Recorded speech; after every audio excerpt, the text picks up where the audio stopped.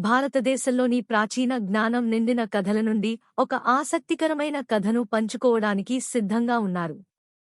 తెనాలి రామకృష్ణుడు కథల సంకలనం నుండి తీసుకోబడిన అసామెడు రాజు ప్రమాణం అనే కథలోకి రమ్మని ఆహ్వానిస్తున్నాను. ఈ కథ మనకు బోధించే ఆధ్యాత్మిక జ్ఞానం, నీతి పాఠాలను తెలుసుకునేందుకు సిద్ధపడండి. మన కథ ప్రారంభమవుతుంది. భలే భలే ఆడవేషం. అలా ఆడవేషంలో మహారాజు లోపలికి వచ్చాడు. ఇదంతా తెనాలి రామకృష్ణుని ఉపాయమని తెలుసుకోలేదు. ఎదురుగా మంచం మీద మహిళ కూర్చొని ఉంది. మహారాజు చాలా ఆనందపడ్డాడు. లోపలికి ఎవరో వచ్చిన శబ్దం అయ్యింది. ఆ మహిళ వచ్చింది అని తాతాచార్యులు అనుకున్నాడు. గజ్జెల గలగల విని తన గదిలోకి వచ్చిన ఆ స్త్రీని తాతాచార్యులు చూడాలి అనుకున్నాడు. కాని తెనాలి రామకృష్ణుడు చెప్పిన మాటలు గుర్తుకు వచ్చాయి. అలా ఇద్దరూ కూడా వచ్చిన అవతల వ్యక్తి స్త్రీ అని నమ్మారు. ఎందుకంటే ఇద్దరూ స్త్రీలా దుస్తులు ధరించి ఉన్నారు. ఒక అమాయకపు దొంగ తెనాలి రామకృష్ణుని ఇంటి పెరటి గోడ దూకాడు. తెనాలి రామకృష్ణుడు ఇంట్లో ఒక గది ముందు అటూ ఇటూ తిరగడం ఆ దొంగ చూశాడు. గోడ పక్కనే దాక్కున్నాడు. అప్పుడే తెనాలి రామకృష్ణుడి కొడుకు వచ్చాడు. నాన్నా, నాకు నిద్ర వస్తోంది అని అన్నాడు. అయితే వెళ్ళి పడుకో అని చెప్పాడు తెనాలి రామకృష్ణుడు. మనం ఈ గదిలో కదా పడుకుంటాం అని పిల్లాడు అడిగాడు. తెనాలి రామకృష్ణుడికి ఏం చెప్పాలో అర్థం కాలేదు. కాసేపు ఆలోచించాడు. ఈ గదిలో నేనొక అమూల్యమైన వస్తువుని దాచిపెట్టాను. ఈరోజు నువ్వు అమ్మతో వేరే గదిలో పడుకో అని చెప్పాడు. ఆ మాటలు విని దొంగ కళ్ళు పెద్దవిగా అయ్యాయి. అమూల్యమైన వస్తువా? ఏ వజ్రమో బంగారునగో అయ్యుంటుంది అని దొంగ ఆశ పెంచుకున్నాడు. పిల్లాడు లోపలికి వెళ్ళిపోయాడు. తెనాలి రామకృష్ణుడు ఆ గది ముందు అటూ ఇటూ తిరుగుతూ ఉన్నాడు. పక్క గదిలో ఏదో శబ్దమయ్యింది. అక్కడికి వెళ్ళి చూశాడు.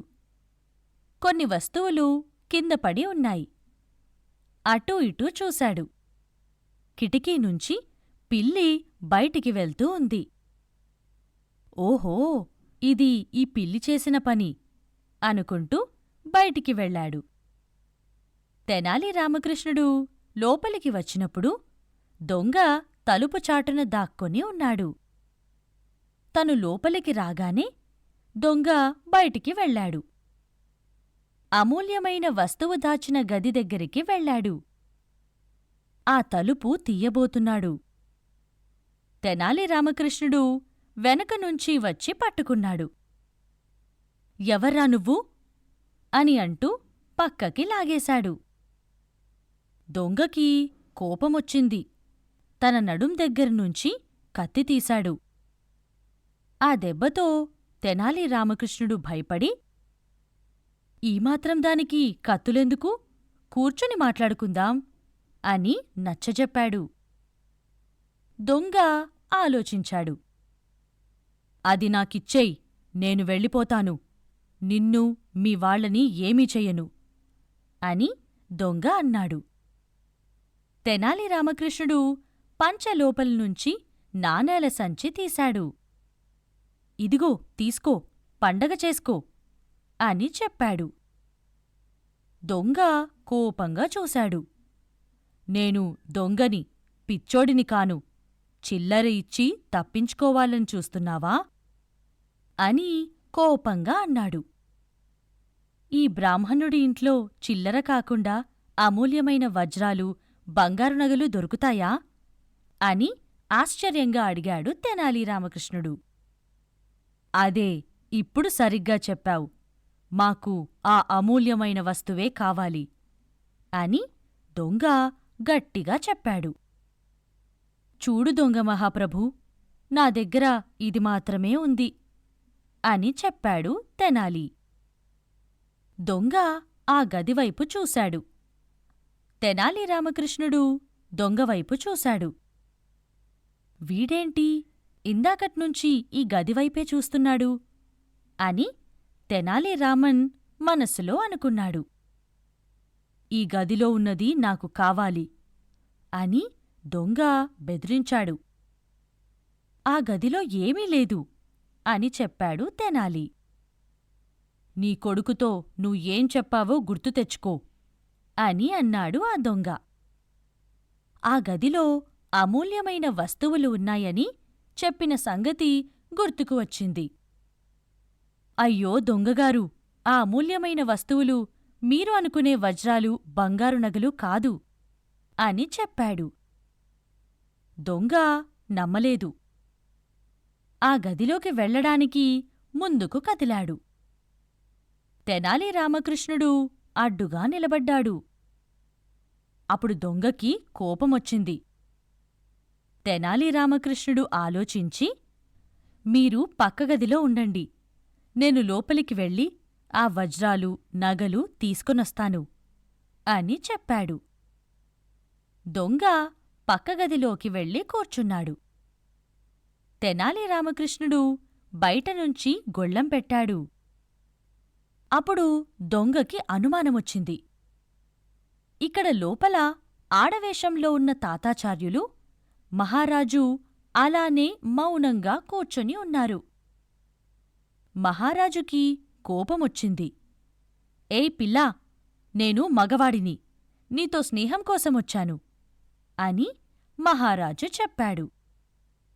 ఆ గొంతు విని తాతాచార్యులు ఆశ్చర్యపోయాడు. మహారాజు యొక్క గంభీరమైన మొగగొంతును అతను ఎలా మర్చిపోగలడు?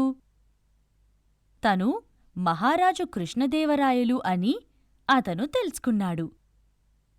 తన ఆడవేషం తీసేసి, ఓ ప్రభూ, ఈ వేషంలో మీరు ఇక్కడెందుకున్నారు అని తాతాచార్యులు అడిగారు. ఆ మాట మేము మిమ్మల్నడగాలి అని మహారాజు కోపంగా అన్నాడు. ఎవరో మహిళ ఉందని తెనాలి రామకృష్ణుడు చెప్తే వచ్చాను అని భయంతో అన్నాడు. అప్పుడు తెనాలి రామకృష్ణుడు తనను ఎలా మోసం చేశాడో మహారాజు అర్థం చేసుకున్నాడు. తాతాచార్యులకి విషయం అర్థం కావడం లేదు. మహారాజు తలుపు తట్టాడు. తన మనస్సు భయం, బాధ మరియు కోపంతో నిండిపోయింది. ఈ తెనాలి రామకృష్ణుడు ఎంత పనిచేశాడు అని బాధపడ్డాడు. తెనాలి రామకృష్ణుడు తలుపు దగ్గరికి వచ్చాడు. మహారాజా, నేను కోరుకున్న వరమిస్తానని అంటేనే తలుపు తీస్తాను అని కేకవేశాడు. మీరు ఏం కోరుకున్నా కాదని చెప్పను, వెంటనే తలుపు తీయండి అని మహారాజు చెప్పాడు. మెల్లగా తలుపు తీశాడు తెనాలి రామకృష్ణుడు. మహారాజు బయటికి వచ్చి మళ్ళీ గొల్లం పెట్టేశాడు. తాతాచార్యులు లోపలే ఉన్నారు. ఆయన తలుపు తడుతూ ఉన్నాడు. మహారాజు తెనాలి రామకృష్ణుడి వైపు కోపంగా చూశాడు. మహారాజా, అలా కోపంగా చూడకండి. ఆ కోపానికి భయపడే మేం ఇంత పని చేశాం. ఇదంతా నా ప్రాణాన్ని మీ కోపం నుంచి కాపాడ్డానికే చేశాను. మీరు ఇదివరకు నాకు 3 సార్లు మరణశిక్ష విధించారు. మీరు నాకింకెప్పుడూ మరణశిక్ష విధించనని ప్రమాణం చెయ్యాలి అని తెనాలి రామకృష్ణుడు మహారాజుని వేడుకున్నాడు. ఈ మాటలు విని మహారాజు అలానే చూస్తూ నిలబడ్డాడు. మీరు నాకు ఈ వరమివ్వలేదంటే నేను పెద్ద పెద్దగా అరుస్తాను, అందరూ వచ్చేస్తారు అని తెనాలి రామకృష్ణుడు చిన్నగా బెదిరిస్తూ చేతులు జోడించి నమస్కారం చేశాడు. ఇదంతా విని మహారాజు హాయిగా నవ్వేశాడు. తెనాలి రామకృష్ణుడు మహారాజు సమాధానం కోసం చూస్తూ ఉన్నాడు. ఇంతకు ముందు మేము మీకు వేసిన 3 మరణశిక్షలు కూడా రద్దు చేస్తున్నాం. మా కోపం కారణంగా ఇది జరిగింది. అందువల్ల నేను మీకు ఇక ముందు ఎప్పుడూ మరణశిక్ష విధించను అని మహారాజు మాట ఇచ్చేశాడు. తెనాలి రామకృష్ణుడు సంతోషించాడు. దొంగ వేరే గది నుండి గట్టిగా తలుపులు తట్టాడు. ఆ శబ్దంకి తెనాలి రామకృష్ణుడి ఇంటి ముందు జనం చేరారు. మహారాజుకి భయం వేసింది.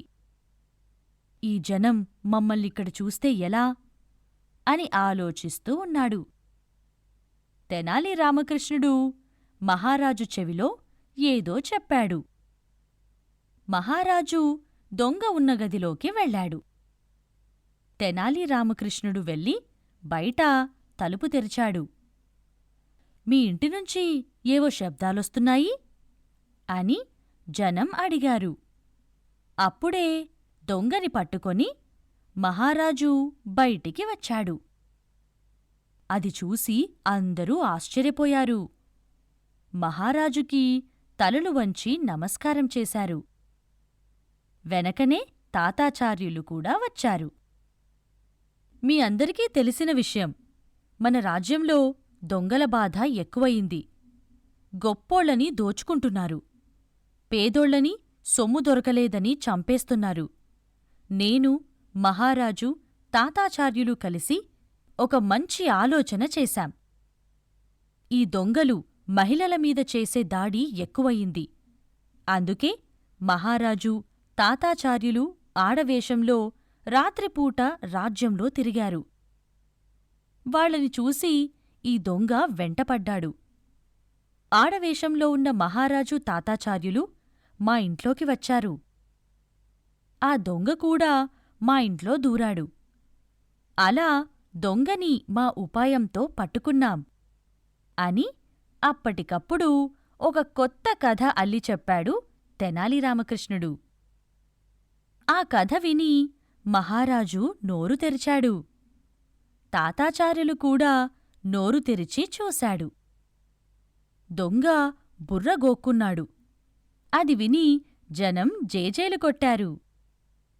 మహారాజు శ్రీకృష్ణదేవరాయలు జయహో అని అన్నారు. పండితులు తాతాచార్యులు జయహో అని అన్నారు. తాతాచార్యులు ఆనందపడ్డాడు.